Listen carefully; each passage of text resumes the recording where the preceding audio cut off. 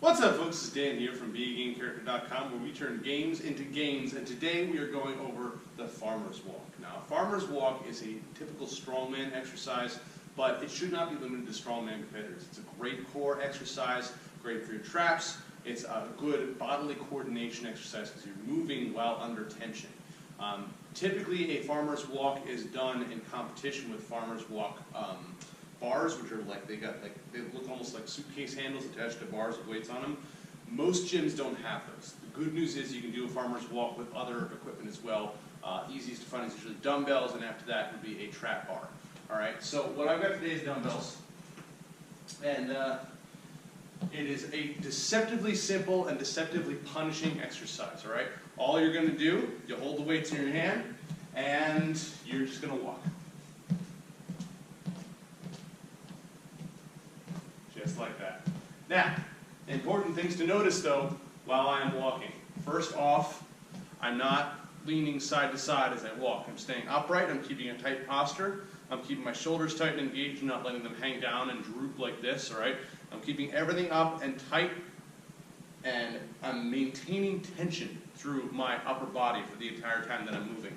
This is very important, especially when you get to heavier weights. Like when I'm moving at this weight, this is not a big deal, okay?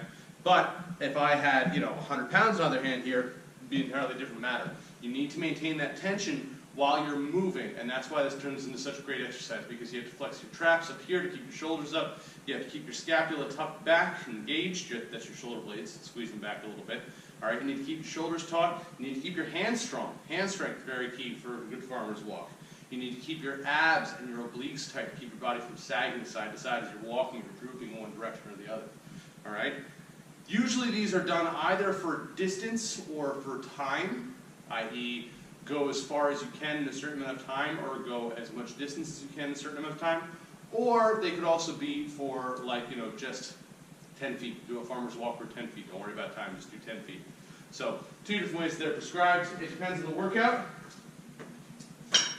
But the bottom line is just to use enough weight that when you're done with whatever your prescribed amount of time or distance is, you feel pretty gassed. You want to have your hands be tired. You want to have your traps be tired. If you feel like you didn't work at all for it, it doesn't really count. All right? You got to make sure you're using enough weight, either with dumbbells or with the trap bar or with actual farmer's walk handles, to really test your body. Otherwise, there's no point in doing it. So, great little exercise, very easy to tack on in just about any workout, especially on the end, like a cool down exercise.